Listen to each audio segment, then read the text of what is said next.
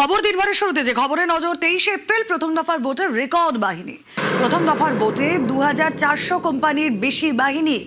মুর্শিদাবাদ জেলায় সব থেকে বেশি বাহিনী মোতায়েন।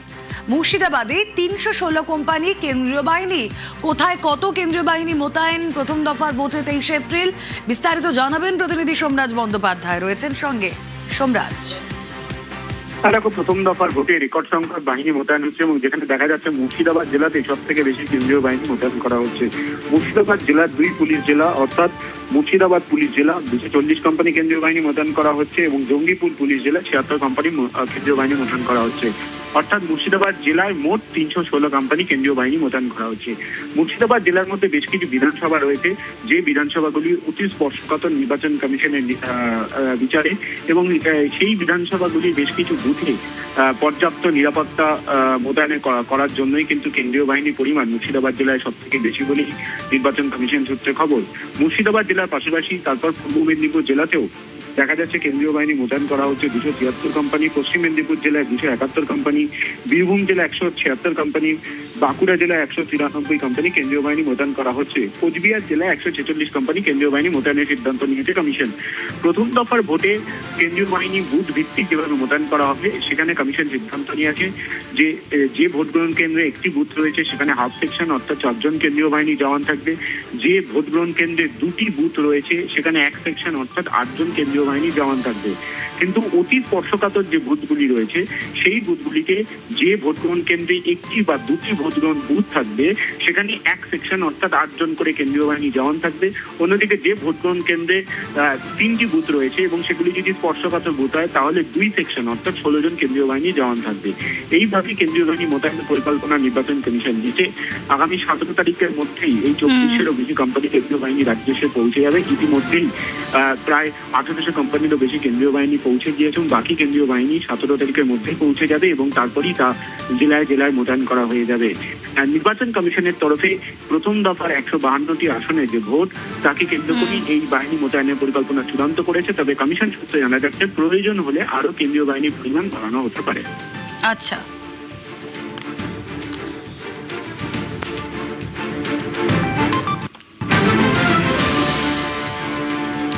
কমিশনের পুনর্নির্বাচন পরিকল্পনা।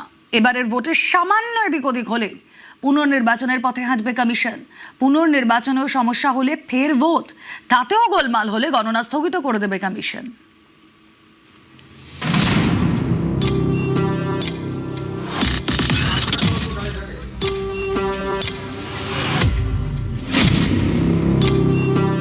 পশ্চিমবঙ্গে এবার ভোট হবে অবাধ, শান্তিপূর্ণ এবং ভয়হীন।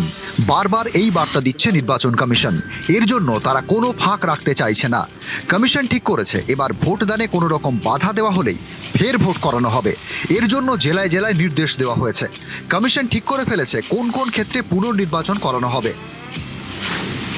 কোনো বুথে সিসি ক্যামেরা বিকল হলে, সিসি ক্যামেরা কাপড়ে ঢেকে ভোট হলে, ভোটদানে বাধার অভিযোগ সত্যি হলে, হুমকির কারণে কেউ ভোট দিতে যাননি এমন অভিযোগ সত্যি হলে, বুথ দখলের অভিযোগ সত্যি হলে, ভোট গ্রহণ কেন্দ্রের 100 মিটারের মধ্যে অশান্তি হলে, পোলিং অফিসারদের উপর চাপ দেওয়া হলে, ইভিএমে সমস্যা দেখা দিলে, ইভিএমে কারচুপি চেষ্টা করা হলে, ছাপ্পা ভোটের অভিযোগ সত্যি হলে, এছাড়াও পুলিশ অবজারভার এবং জেনারেল অবজারভাররা যদি মনে করেন কোনো বুথের রিপোল প্রয়োজন সেক্ষেত্রে ফের ভোট হবে।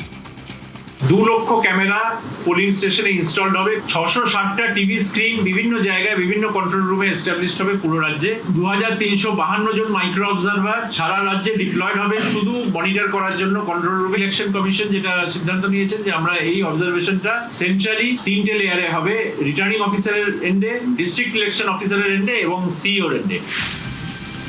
বাংলায় প্রথম দফার ভোট 23 এপ্রিল, দ্বিতীয় দফা 29 এপ্রিল, গণনা 4 মে। প্রথম ও দ্বিতীয় দফার মাঝে 5 দিনের ব্যবধান, দ্বিতীয় দফা ও গণনার মাঝে 4 দিনের ব্যবধান। এই মাঝের দিনগুলিতেই হবে পুনর্নির্বাচন। পুনর্নির্বাচনেও গোলমাল হলে কি হবে সেই পরিকল্পনাও করে রেখেছে কমিশন। পুনর্নির্বাচন সুষ্ঠুভাবে না হলে ফের ভোট করানো হবে। সেই ভোটেও সমস্যা হলে ওই সংশ্লিষ্ট বুথের গণনা স্থগিত করে দেবে কমিশন। সেখানে ফের নতুনভাবে ভোট করানো হবে। প্রয়োজনে পুরো বিধানসভা কেন্দ্রেই পুনর্নির্বাচন হবে। নিউজ 18 বাংলা। বাংলার ভোটে বার্নল বোরোলিন আইসক্রিম, কমিশনের ওষুধ বার্নল বোরোলিন আর মমতা বন্দ্যোপাধ্যায়ের দেওয়াই আইসক্রিম।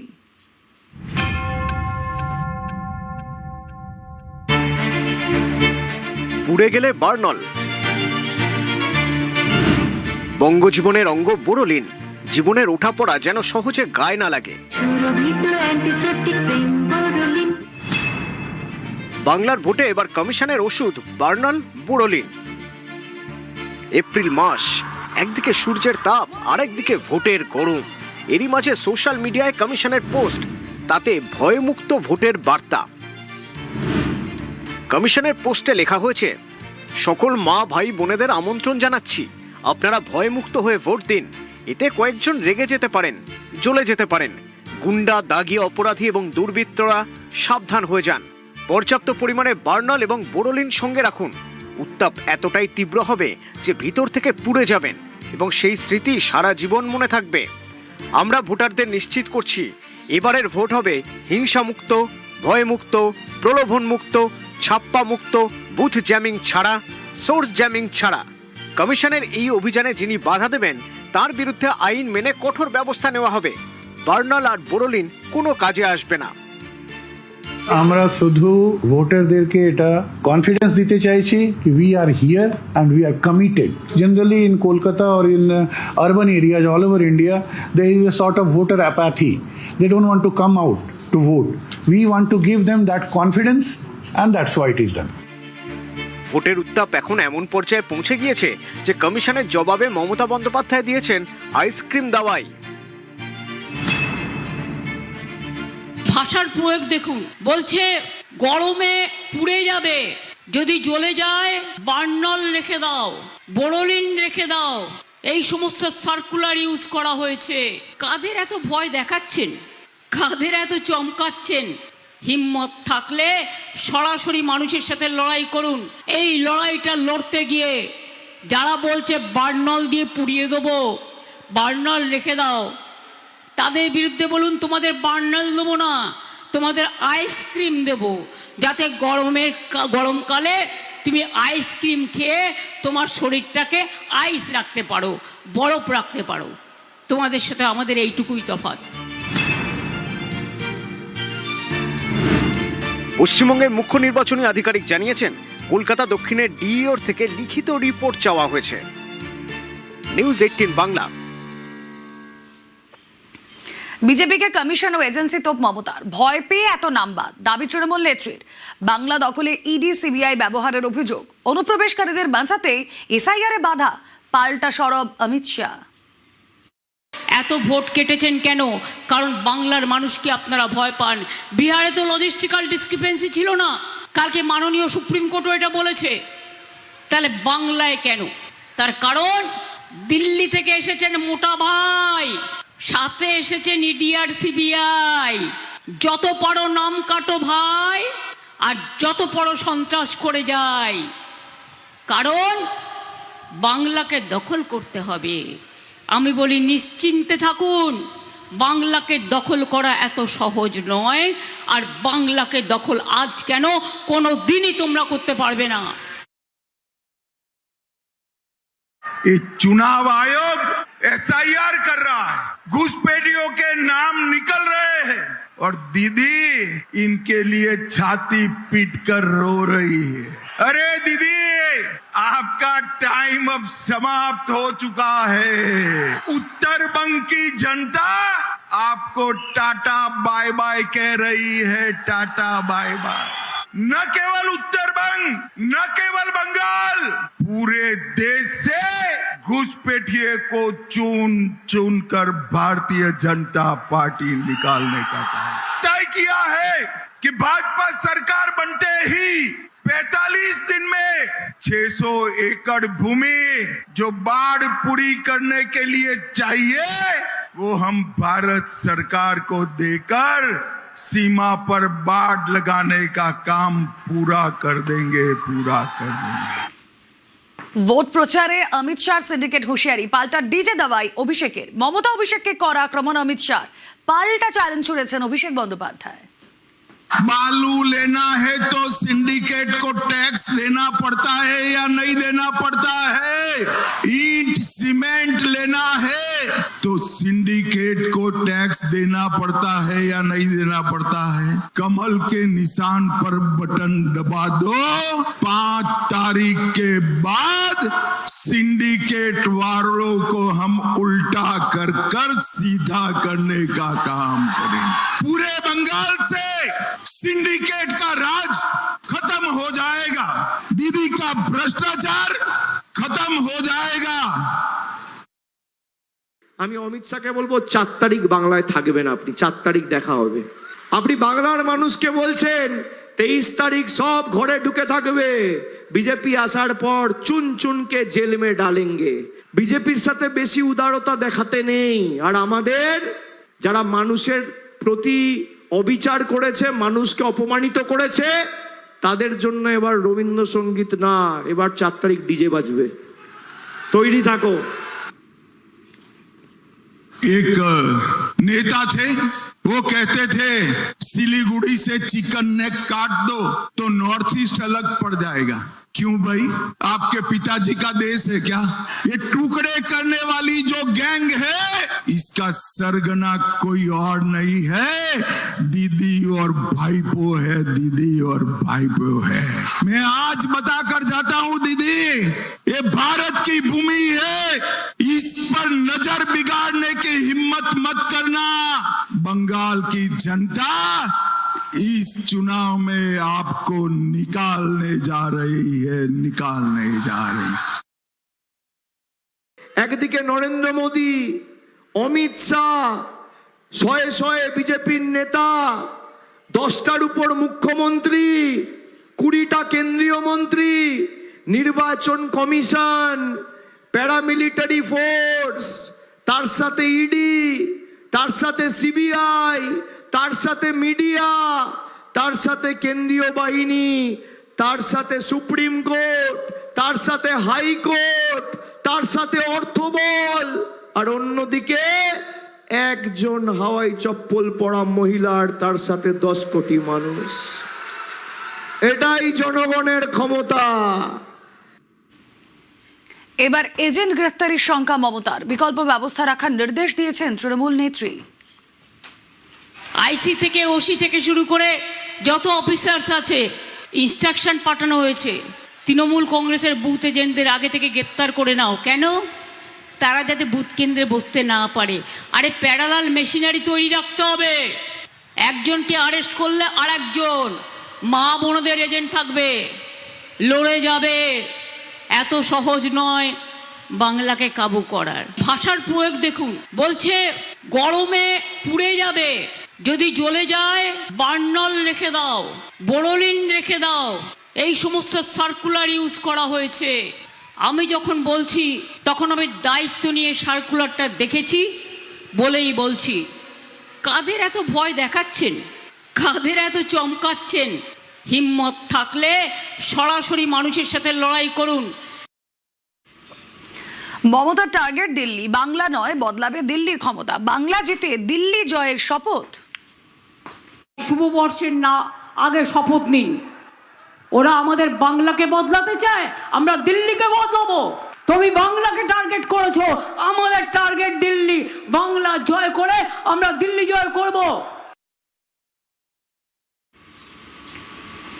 বাংলার ভোট প্রচারে রাহুল, রায়গঞ্জ থেকে বিজেপি ও তৃণমূলকে নিশানা, দুর্নীতি নিয়ে একযোগে নিশানা, রাহুলকে পাল্টা আক্রমণ তৃণমূল বিজেপির।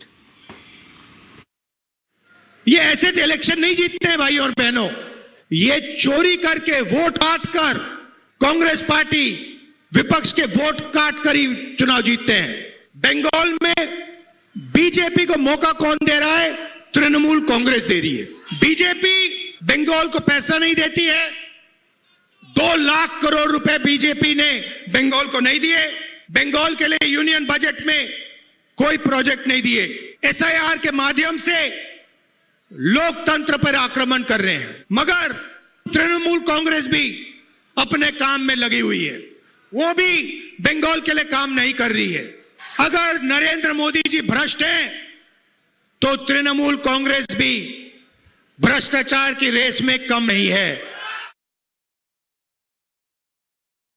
রাহুল গান্ধী এসে চারটি কথা বলে গেলেন, দায়িত্বজ্ঞানহীন আচরণ।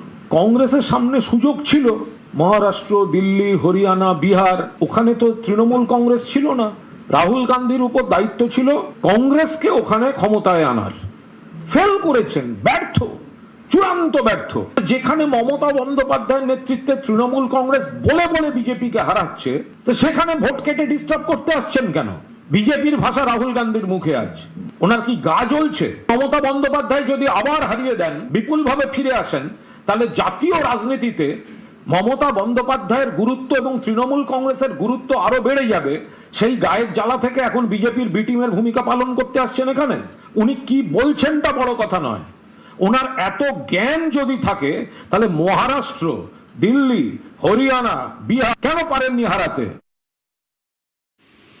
রাহুল গান্ধীর মতন কথাবার্তা বলছেন, যার মানেও নেই, মাত্রা নেই। কিন্তু এত বড় যে ইন্ডি ইয়া জোট টোট বানালেন, তাহলে দুর্নীতিগ্রস্ত সাম্প্রদায়িক টিএমসির সঙ্গে এতদিন ধরে বানিয়েছেন। বিজেপি তো ঘোষিত শত্রু, তাহলে একমাত্র বিজেপিকে সরানোর জন্য এইসব হয়েছে। এতদিন ধরে পশ্চিমবঙ্গের মানুষের কাছে আপনারা কি বলে বেড়াতেন? যে টিএমসি হচ্ছে সেই দল যারা কিনা আপনাদের ভিটেমাটি ছাঁটি করে দিয়েছে, সব জায়গায় কংগ্রেসকে সাইনবোর্ডে পরিণত করেছে এই তৃণমূল কংগ্রেস। জনগণ পরিষ্কার বুঝতে পারছে, বাঁচতে চাই বিজেপি, তাই যে স্লোগান পশ্চিমবঙ্গের বাঙালি দিয়েছে, সেই স্লোগানের অনুযায়ী এই রাজ্যে এই নির্বাচনে তৃণমূলের বিসর্জন হচ্ছে।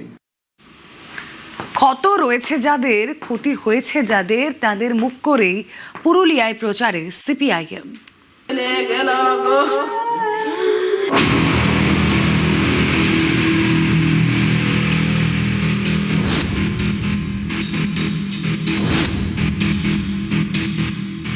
এখানে আমরা 37 জন শহীদকে স্মরণ করেছি। শহীদদের পরিবারের লোকেরা আছে, খুব কম পরিবার আছে এই সমস্ত বান্দোয়ানে, বলরামপুরে, যেখানে দাঁড়িয়ে এই মাওবাদীদের সময় যারা হামলার শিকার হয়নি। পুরুলিয়া জঙ্গলমহল। একসময় এই জঙ্গলমহলে ছিল ভয়ের পরিবেশ, মাওবাদী আতঙ্কে ঘুম ছুটেছিল। 2009 আমি, আমার দাদু আর আমার একটা কাকু বাইক নিয়ে, সেই সময় মাওবাদীরা 6-7 জন আসে, সেলার বন্দুক নিয়ে আসে, আমাদেরকে এলো পাশাপাশি গুলি করে। আমার দাদু ওখানেই মারা যায়, আমার গুলি লেগেছিল এইখানে পিঠে ঠেঙে, গা ছাড়া হয়ে যায়, গা ছাড়া হয়ে বলরামপুর আছে। তখন রাজ্যের শাসক দল সিপিআইএম। মাওবাদীরা নানা সময় তাদের নেতাকর্মীদের টার্গেট করেন।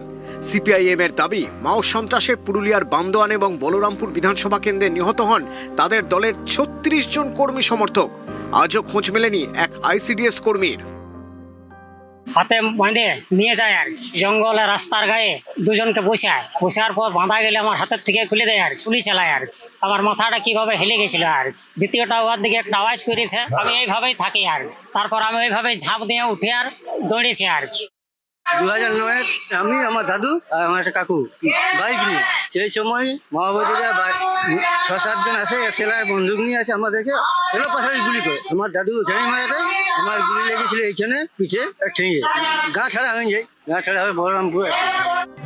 বাড়ির লোককে হারিয়েছেন, জীবনে যা ক্ষতি হয়েছে তা মেটার নয়, ক্ষতটাও রয়ে গিয়েছে। 26-এর নির্বাচনে এই সব মুখী পুরুলিয়ায় সিপিআইএম এর প্রচারে, একই সঙ্গে স্মরণ এবং শপথ।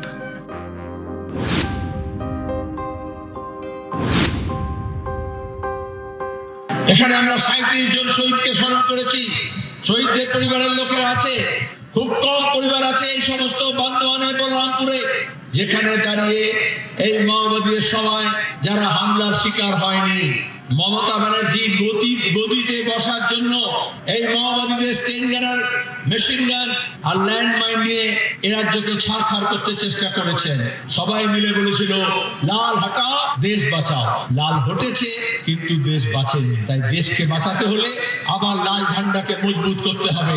আজকে পুরনো যে স্মৃতি সেগুলোকে তুলে ধরছেন, ওনাদের অকর্মণ্যতা এবং ওনাদের যেখানকার পরিকল্পনা। জঙ্গলমহল বলে পশ্চিমবঙ্গে কোনো 3টি জেলা আছে, সেটা ওনারা জানতেন না 35 বছর 34 বছর। আজকে সাধারণ মানুষ এই উন্নয়ন, সেই উন্নয়নের কথা আপনারা দেখছেন। রাস্তাঘাট তখন কি ছিল, এখন কেমন আছে, পুরনো স্মৃতি কোন রকমই মানুষ আর মাথায় আনতে চাইছে না। সেই সমস্ত কালো দিন, দিদির উন্নয়নে মমতার পরশে এখন জঙ্গলমহল ভাসছে। পুরুলিয়া থেকে ইন্দ্রজিৎ মণ্ডল, নিউজ 18 বাংলা।